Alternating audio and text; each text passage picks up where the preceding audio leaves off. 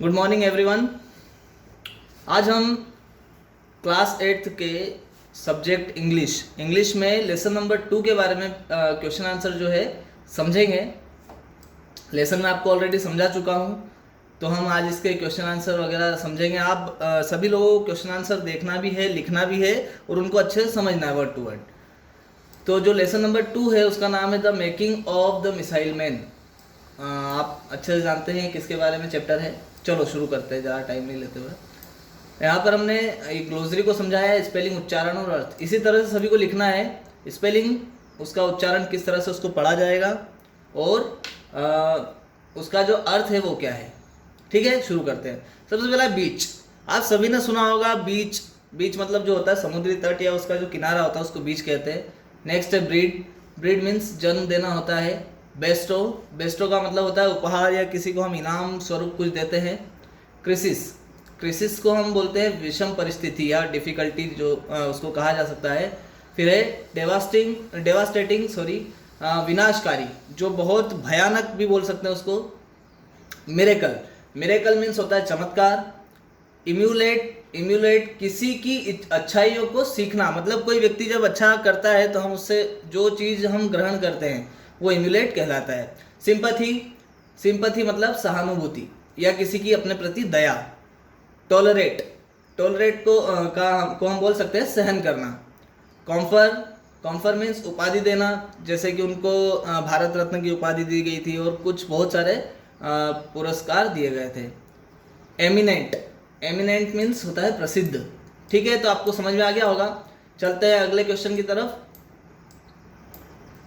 Choose the appropriate words and fill in the blanks. ठीक है, आपको कुछ वर्ड्स दे रखे हैं, ऊपर दे रखे थे, मैंने नहीं लिखे हैं, आपकी बुक में दे रखे हैं, उनसे आपको ये भरना है। तो देखना है यहाँ पर, one who flies an aeroplane is called.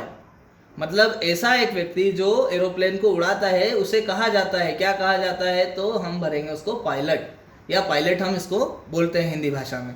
ठीक है, next, the doctor who takes care of your teeth is called मतलब ऐसा एक डॉक्टर जो आपके दांतों का इलाज करता है उसको हम क्या कहते हैं, डेंटिस्ट, है ना। जब आपके दांत खराब हो जाते हैं तो आप जाते हो ना डेंटिस्ट के पास।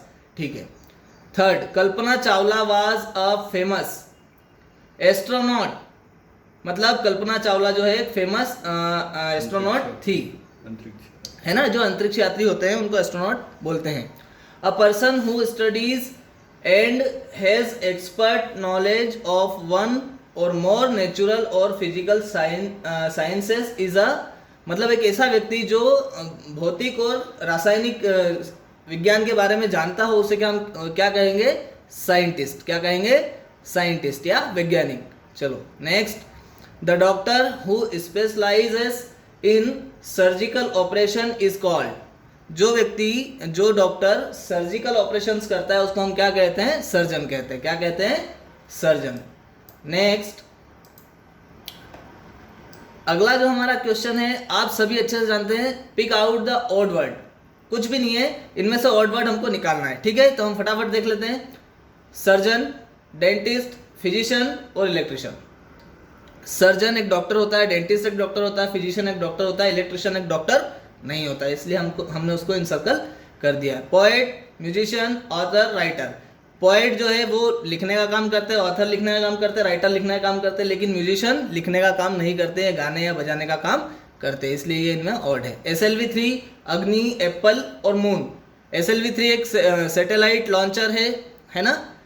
अग्नि एक मिसाइल है, मतलब ये तीनों चीज जो है साइंटिस्ट से जुड़ी हुई है। और ये जो मून है ये हमारा एक उपग्रह है ना, ये एक सैटेलाइट है। ठीक है, अर्थ का सैटेलाइट है।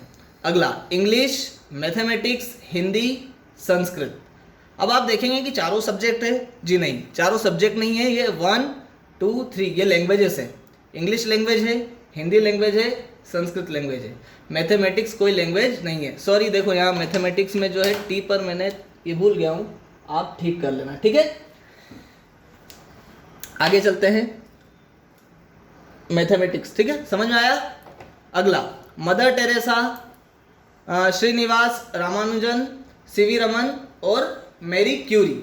इसमें जो मदर टेरेसा है, ये जो हमारे तीनों वैज्ञानिक हुए हैं, मदर टेरेसा इसमें वैज्ञानिक नहीं है। आगे चलते हैं। Right the opposites of the following words. तो आपको अपोजिट समझने में कोई दिक्कत नहीं होगी। ब्रॉड का मतलब होता है फैला हुआ, नैरो मतलब सकरा, सेल मीन्स बेचना, तो परचेस मीन्स खरीदना, टॉलरेट मीन्स जो होता है सहन करना, तो इनटॉलरेंट मीन्स होता है असहन करना है, उसको सहन नहीं करना। क्लोज मीन्स बंद, ओपन मीन्स खुला, डिम मीन्स जो है मध्यम या मध्या, जिसको हम बोलते हैं डिम ही बोलते हैं, जैसे डिम लाइट जो होती है उसको, और ब्राइट मीन्स चमकीला। चलो अब आंसर समझ लेते हैं।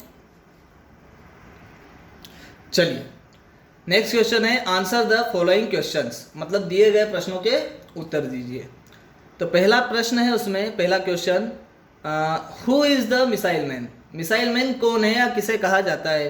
तो आप सब अच्छे से जानते हैं, doctor APJ Abdul Kalam is the missile man. Doctor APJ Abdul Kalam जो है वो हमारे मिसाइल मैन के नाम से जाने जाते हैं।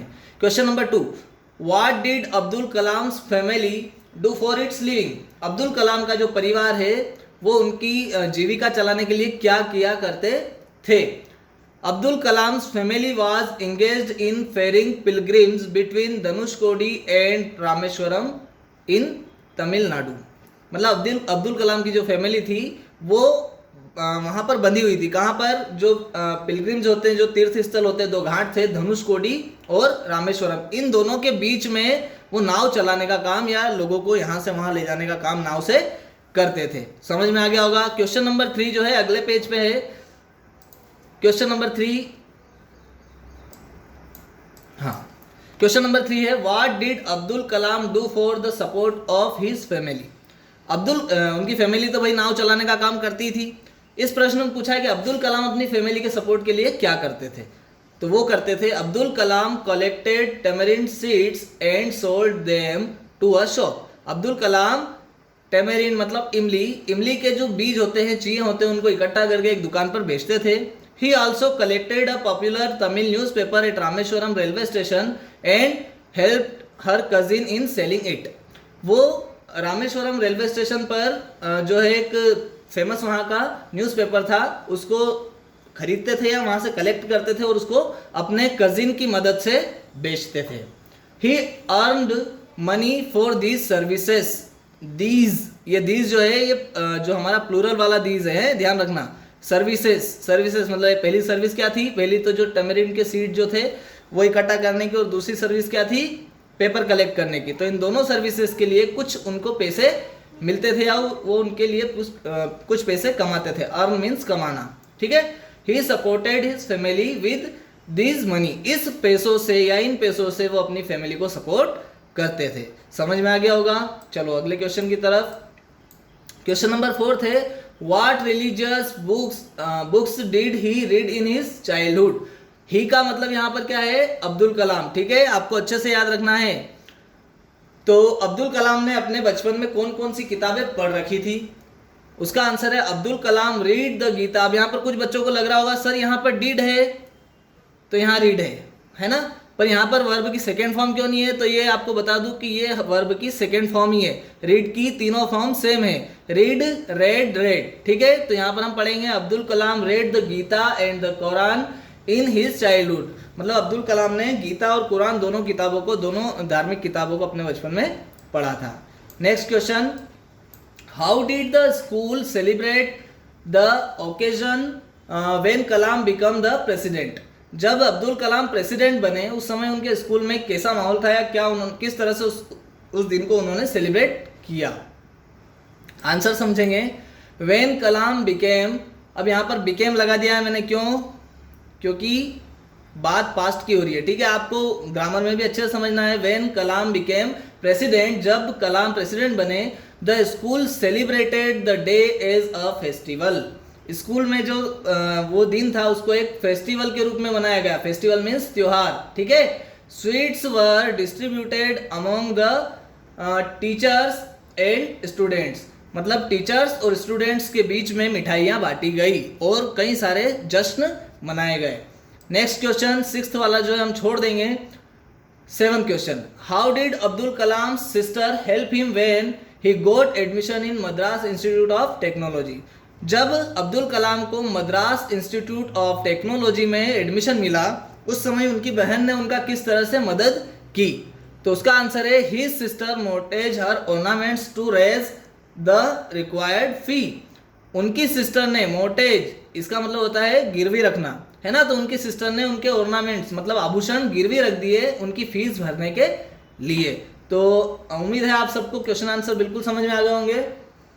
नेक्स्ट है match the expression in A with their meaning in B, मतलब कॉलम ए और कॉलम बी में इनके एक्सप्रेशन एक दूसरे से मिलाने हैं आपको। तो डेवास्टेटिंग साइक्लोन या डिस्ट्रक्टिव स्टॉर्म, एक ही बात है भाई, साइक्लोन जो है चक्रवात जिसको बोलते हैं, इसका मतलब भी वही है। अ लॉट ऑफ डिफिकल्टीज मतलब बहुत सारी प्रॉब्लम्स, ये आ गई यहाँ पर बहुत सारी प्रॉब्लम्स, है ना। लॉर्डली सम, लॉर्डली सम का मतलब होता है बहुत ज़्यादा, तो यहाँ पर भी उसका मतलब वही है बिग अमाउंट ऑफ मनी, ठीक है। तो इस तरह से हमारा जो चैप्टर है वो फिनिश है ना। अब आपको इसमें कोई चीज़ अगर समझ में नहीं आ रही हो तो आप पूछ सकते हो, कॉन्टैक्ट नंबर आपको दे दिए गए हैं, पर टाइम वही रहेगा हमारा 10 से 2 बजे। Thank you so much. और हाँ, एक चीज़, एक नोट भी देख लेना कि आप लोगों को जो क्वेश्चन आंसर में लिखवा रहा हूँ उनको लिख लिख कर याद करना बहुत ज़रूरी है। आप लोगों को टीचर्स घर पर ध्यान देने कम आएंगे, कभी कभी आएंगे, तो ये आपकी रिस्पॉन्सिबिलिटी है कि आप बिल्कुल ईमानदारी से पढ़ाई करें। हाँ, और कुछ मंथली टेस्ट भी होंगे आपके, उनमें आपको अच्छे अच्छे नंबर आने चाहिए। तो बेस्ट ऑफ लक सभी को। Thank you so much.